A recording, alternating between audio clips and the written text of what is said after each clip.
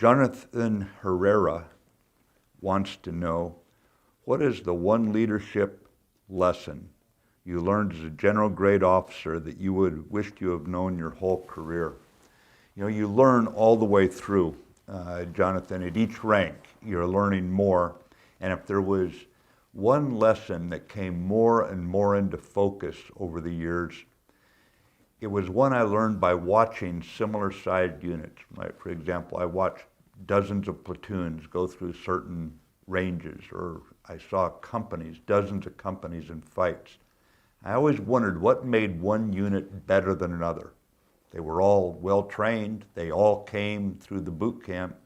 All of them had been recruited from America, and they were quality young men. So what made them different? It was the junior leadership, the junior NCOs, the junior officers whose coaching, whose animating spirits brought out the best in their troops, who had admired leadership. We all know that earning the trust and respect of your subordinates is critical. You simply have to earn that trust. You have to earn that respect. You have to earn that every day, because when it's all over and done with, you're not going to win any fights as a leader. Your troops are going to win those fights. But there was another word I learned to prioritize as I evaluated units, and that word was affection. It's not popularity, with all the favoritism that comes with trying to be a popular person as a leader. That's a road to failure. But affection that you create in a unit, an affection so strong that the troops will stick by one another, they'll carry out the mission even in peril.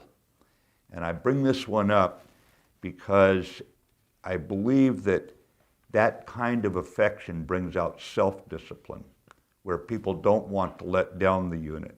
And I think that if there is one lesson I learned along the way, that the more you can build that kind of affection in a unit, when the going gets tough, when people are getting shot down around you, it'll pull together, it'll pull through. And it'll be a lot smoother organization.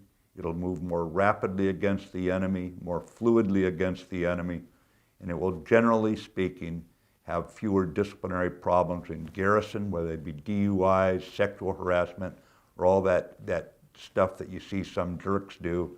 And on the other hand, when you're in combat, you'll find that they really play hell with the enemy because of what they sense about each other and the conviction they have to supporting one another, their commitment to one another. Philly Best 36, where do you guys get these names? Wants to know, what leadership books do you recommend? It's a great question, because the Commandant's reading list is designed specifically to identify the very best reading there is on leadership. If you go to that reading list, you'll find Gates of Fire. And when you read Gates of Fire, you find you as a young leader will never face anything worse than what fighters have faced in the past. If you read Eugene Sledge's book about With the Old Breed at Peleliu and Okinawa, you'll find the spirit of the Marine Corps overcoming the most difficult combat conditions. And again, you'll find that you will face nothing new under the sun. You will be able to overcome it if you keep your Marine Corps training and your Marine Corps spirit foremost. It requires you to do a lot of reading because there are many different styles of leadership. You must stay authentic to who you are, but at the same time, we expect you to lead in no uncertain terms. In the Marine Corps, you're not paid to have a midlife crisis or ask people to help you through your midlife crisis. You're there to give the enemy a midlife crisis, and that means you put your Marines together into a good, tough team. And by reading from the Commandant's reading list, you cannot go wrong in getting different leadership ideas that will serve you very, very well.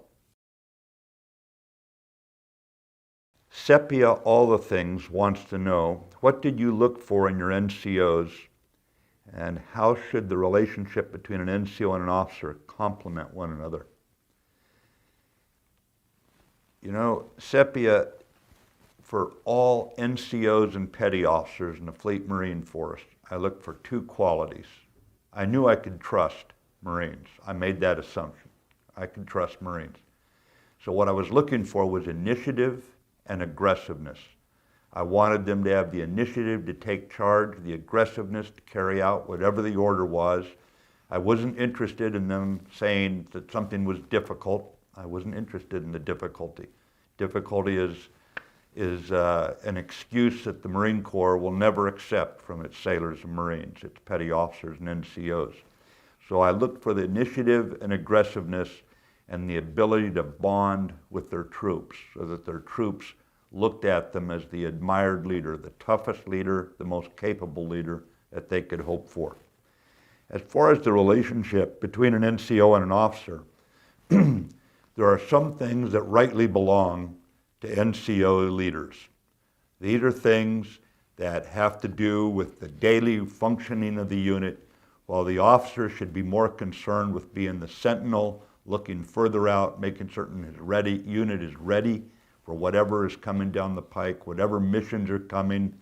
So he's always on the lookout for an enemy, for an ambush, this sort of thing, and creates that kind of combat hunter mentality in the Marines. But the NCO has got to make certain, the petty officer has got to make certain that the sailors and Marines look and act like Marines and they're ready for whatever is coming. Whatever the officer brings down as the mission, they are ready to embrace it and carry it out. Hey Del Bono wants to know, again, where do you guys get these names? You know, I'm going to come up with a few good ones for myself after this. Hey Del Bono asks, what in your opinion is the most important leadership trait and why? There is no way to separate out the leadership traits, because if you prioritize one over the others, then you actually become a weaker leader. You've got to look at all of them and how they come together that make you into the kind of leader that your troops want to follow and are willing to follow, knowing you have the skill and the enthusiasm, you have the passion, you have the compassion that makes you the full package. Remember, what we want to do is make Marines and win battles. And you do this by creating a Marine Corps that is no better friend and no worse enemy. You can't be strong in one leadership trait and lackluster in another and be a good leader. So the answer to the question about which is the most important leadership trait, I think it's how you put it together in your own authentic way so you stay yourself, but at the same time you recognize your responsibility to put all the leadership traits together in one complete package. Roy McVeigh asks, what is the kill casualty radius of my knife hand? Well, Roy, I would tell you that once you get to be a high-ranking officer, the kill casualty radius is whatever your Marines make it. And by the time I got up to senior ranks, it was hundreds of miles. But I would just tell you that I remain humbled that I was able to stay in the Marine Corps so long when young Marines like you would make that kill casualty radius very deep in enemy territory and carry out the Marines' mission in a way that by the time you're a high-ranking officer, basically your reputation is carried, made by you young Marines who went into the fights with the enemy. So the kill casualty radius, as far as you can throw it there, young man. Thank you.